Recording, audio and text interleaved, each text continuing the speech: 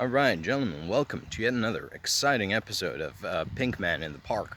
And today we're going to have to talk about Poland. We're specifically going to talk about the recent decision of Polish President Karol Nawrocki. That's the new Polish president from the PiS party. That's the actual abbreviation. It stands for Prawda I Sprawiedliwość. I'm probably mangling the pronunciation there. It means law and justice. But yeah, it's the PiS party. And he recently vetoed a bill which somehow relates to both the continued support of Ukrainian refugees within Poland and Poland assisting Ukraine with paying for Starlink internet. Now, obviously, I don't think that Ukraine should be using Starlink internet because Starlink is controlled by a mentally unstable man with very obvious pro-Russian sympathies and therefore is unreliable. And in fact, no European country should be using Starlink.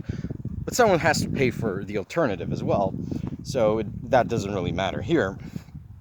What we do need to discuss is that this, I don't want to call it pro-Russian, but it's definitely anti-Ukrainian tendency in Polish politics, is very old. It predates not only this iteration of the Polish Republic, but it also predates the Second Polish Republic of the interbellum period. And now a lot of like pro-Russian commentators will say, well, this is because of the Volyn massacres, which unfortunately did happen at the hands of the Ukrainian partisan army against Polish populations in Volhynia and Galicia, which are now parts of Ukraine. But this tendency in Polish politics predates these massacres. It predates. So whenever you see really this anti-Ukrainian tendency in Polish politics, understand that this predates Volyn. Now, Volyn, of course, may have not helped this tendency. It may have exacerbated it, but it's older than that.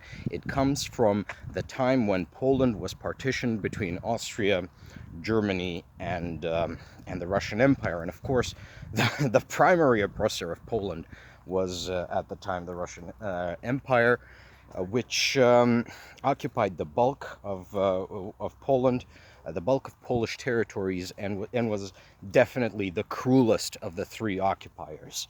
Crueler than the Germans, crueler than the Austrians. However, opinions were divided within Poland, within Polish society, as how best to fight the occupiers, how best to regain Polish independence.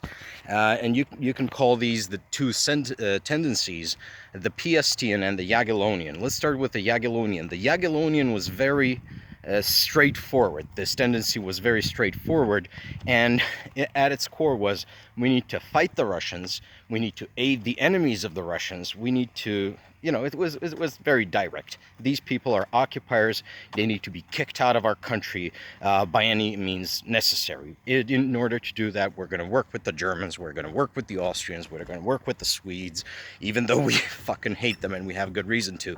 I'm not going to get into the Polish-Swedish hatred. I'm just not going to. It's beyond the scope of this video. And we're just going to kick them out. And very predictably, Poland revolted against Russia roughly every 10 years between the partition and the founding of the Second Polish Republic in 1917, I believe. And over time, the consistent failures of these revolts to liberate Poland drove a section of the Polish, let's call them elite, to believe that, yeah, this may not be the way. Fundamentally, these people came to believe that the way for Polish independence, the way for Poland to make its mark on the world, was not to fight the Russians, but to ally with the Russians, to caucus with the Russians against the Germans. So these are people who bought into Pan-Slavism, and that's Piastism. That's the Piastian alignment in Poland. And during the time of the Second Polish Republic, so after liberation, after 1917, you had the two, let's call them giants of Polish statehoods opposed to one another, the very Jagiellonian Marshal Józef Piłsudski, who commanded the Polish troops at the Battle of Vistula, where essentially the Polish troops defeated the Red Army commanded by Leon Trotsky, even though they were outnumbered 7-1. They called this the miracle on the Vistula, right? Because, well, even the Polish were surprised that, yeah, we beat back this massive enemy which had us overmatched by factor of 7-1. And this halted Soviet expansion into further into Europe for the next, well, 25 years at least. And of course, the vision of the Jagiellonians was Poland at the head of an alliance of nations which would defend against primarily a resurgent Russian Empire, rebranded as the Soviet Union, but also against German ambitions against Poland. And this is the famous Intermarium, like the Intermarium, which is supposed to span the Baltic, Black, and Adriatic Seas, an alliance of Central and Eastern European states, which would defend against Russia, defend against Germany, and Poland would sit at the head of this alliance. It would be a sort of like a reborn Polish-Lithuanian Commonwealth, but stretching into the Hungarian plain and into the Balkans, because, why the hell not? No, not an altogether bad idea. Fill up the geopolitical vacuum left behind by the Austro-Hungarian Empire. By contrast, you have the Piastian tendency, which is what we would deride as peri-nationalist today, which never really had a vision for Poland as the leader of anything. It wanted an independent and sovereign Poland, but it did not really see Poland as a player in great power politics. And I have to say that even though most of Warsaw is covered in statues to Marshal Józef Piłsudski, right? The Jagiellonian perspective is not very strong in Poland. The Piastian perspective, which is that of a small Poland which should maybe ally with Russia against the aggression of the West, maybe the alliance with Russia bit is not very popular right now, but there is definitely that smallness of thinking prevalent in Poland today, and especially on the Polish right. Now, ironically, the Polish right, the PiS party, was the first one who started making noises about Intermarium, I would say more than 10 years ago at this point. But fundamentally, every time that Poland has had an opportunity to essentially take its rightful place as the leader of the Central and Eastern European nations, which, okay, maybe other nations disagree that it's the rightful place, but Poland is the largest Central and Eastern European state. It is the wealthiest in terms of just raw numbers, and it is the most populous. Well, after Ukraine. Well, Ukraine has had some population decreases recently. And the history of the Ukrainian war, of the Russo-Ukrainian war, is also a history of Polish failure to live up to the challenge of the day, to step up to the challenge of leadership.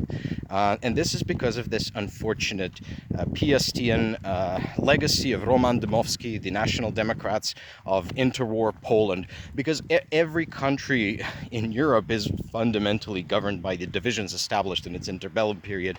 We should talk about Irish politics sometime, and just how downstream of the Irish Civil War it is even today. But it's the same tragic position in Poland. So the Nawrocki position, the PiS position, is generally that the great devils of Polish history are actually the Germans, right? Which is a little irrational given the current disposition of powers and intents in Europe. And it also keeps Poland from attaining its true and full potential as a leader among nations. This is because, and here's where the big problem comes from, once again, this sort of national democracy, endek, as they call them in Poland, this Piastian tendency to see Poland as not a leader but a follower nation, manifests itself in PiS policy as servility to America, servility specifically to Trumpism and MAGA.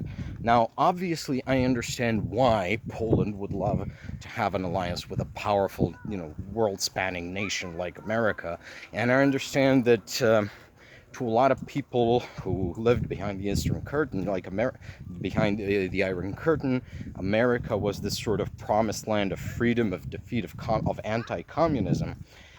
But what PiS fails to understand, what sadly, a lot of Polish people fail to understand, is that with the election of Donald Trump, the communists have taken over America. The communist criminals, the Bolshevik scum, they have taken over the American state. So Donald Trump is on video raping underage children as part of the Epstein files, of which the copies are in Moscow and also in Tel Aviv. Netanyahu and Putin both have blackmail on Trump. Trump is ideologically aligned with these tin pot authoritarians, and also, right, it's just the power of the dynamics of big power politics. America and Russia plotting to divide Europe amongst themselves. And this failure to understand Poland's potential to be a leader among nations, this failure to step up to the challenge, is now evident in the PiS policy, right? And this reluctance to essentially take the lead in the Russo-Ukrainian war. And what does this mean for European nations? Well, we can't take Poland for granted. We can't take Poland for granted as the reliably anti-Russian, pro-Ukrainian, pro-European power that we usually do, because, well, Poland has always had this political tendency within itself. I mean, I used to ask myself, how can you be Polish and pro-Russian, but it's there. It's there, and it's a fact of the matter that the Piastians were the Poles who had their will broken by constant crackdowns on Polish rebellion, and unfortunately they have to share a nation, with the Poles who have not had their spirit broken, with the Poles who understand the value and the importance of fighting back against the Mongol hordes. It's and these people are Poland's misfortune. And there's people like that in every European state. It's just that they're very jarring when they appear in states like Poland or Estonia or Finland or Lithuania. There's definitely those kinds of people all over Europe. Hell, even in Ukraine, you have people who are so broken by the violence that they just want it all to end. They just want to lie down. It is a very human thing to want the suffering to stop. We have to fight against this urge to essentially give in, to be broken spiritually, and that is what lies at the heart of this unfortunate tendency within Polish politics. Well, I hope that was interesting. Bye bye, folks, and take care.